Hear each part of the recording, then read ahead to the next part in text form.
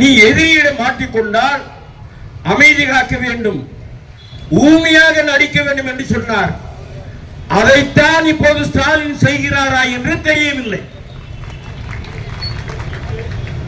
1977ஆம் ஆண்டு உங்களுக்கு நினைவு இருக்கும் என்று நினைக்கின்றேன். அப்போது எம்ஜிஆர் ராமச்சந்திரன் அவர்கள் முதல்வராக இருந்தார். போக்குவரத்து தொழிலாளி ஊதிய பிரச்சனை முன்னுக்கு வருகிறது. எம்ஜிஆர் ராமச்சந்திரனை பார்ப்பதற்கு அன்றைய நம்முடைய மரியாதைக்குரிய தலைவர் தோழர் வி.பி. சின்னன் அவர்களும் தோழர் சவுந்தரராஜன் அவர்களும் நேரடியாக எம்ஜிஆரை சந்திக்கிறார்கள். ஊதிய பிரச்சனையை முடிவு கொண்டு வர வேண்டும், இடைக்காலமாக நீங்கள் நிவாரணம் அறிவிக்க வேண்டும் என்று அறிவிக்கிறார்கள். எம்ஜிஆர் வாய் திறக்கவில்லை. அதோடு சல்லி காசு கூட தர முடியாது என்று சொன்னார். வி.பி. சின்னன் வெளியே வந்தார். தொழிலாளி மத்தியிலே உரையாற்றினார்.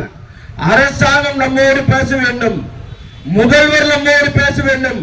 அப்படி பேச வைப்பது என்று சொன்னால் நம்முடைய மொழியில் நாம் பேச வேண்டும், நம்முடைய பாஷையில், தொழிலாளி வர்க்க பாஷையில் பேச வேண்டும். அதுதான் தொழிலாளி வர்க்க பாஷை என்பது. சக்கரத்தை நிறுத்துவது, சக்கரத்தை ஆகஸ்ட் மாதம் நிறுத்தியுடைய விளைவாக 27ஆம் தேதி 77ஆம் ஆண்டு நிறுத்தியதன் விளைவாக 27 ரூபாய் இடைக்கால நிவாரணமாக முதல்வர் எம்ஜிஆர் அவர்கள் அறிவித்தார். நான் கேட்கின்றேன், இன்றைக்கு மு.க. ஸ்டாலின் அதைத்தான் எதிர்பார்க்கிறாரா? அதை அவர் எதிர்பார்த்தால் அதற்கும் தயார் என்று நாங்கள் இந்த மேடையிலே தமிழக அரசுக்கு எச்சரிக்கையாக சொல்ல விரும்புகின்றோம். உங்களுடைய நியாயமான கோரிக்கை இன்னைக்கு ஏராளமான பிரச்சனைகள் முன்னுக்கு வந்திருக்கிறது.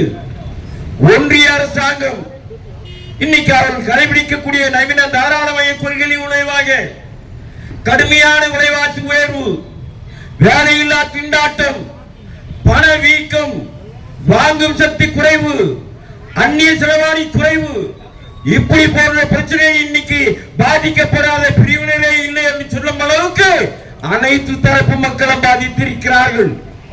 இதற்கிடையேதான் இதற்கு எதிராக மக்கள் போராடின போது, விவசாயிகள் போராடின போது, தொழிலாளிகள் போராடின போது அந்த போராட்டங்களை சீர்குலைக்கக்கூடிய வகையிலே இன்னைக்கு ஒன்றிய ஆட்சியாளர்களும் மாநில ஆட்சியாளரும் செய்து கொண்டிருக்கிறார்கள்.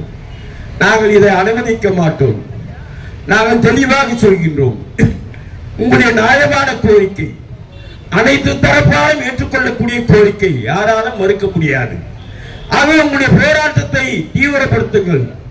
உங்களுக்கு பின்புறமாக, உங்களுக்கு பாதுகாப்பு கவசமாக, உங்களுக்கு பாதுகாப்பு கேடயமாக சிஐடியோடு இணைக்கப்பட்ட சங்கங்கள் அத்தனையும் களத்தில் நிற்கும் என்பதை இந்த நேரத்தில் நான் தெரிவிக்க கடமைப்பட்டிருக்கின்றேன்.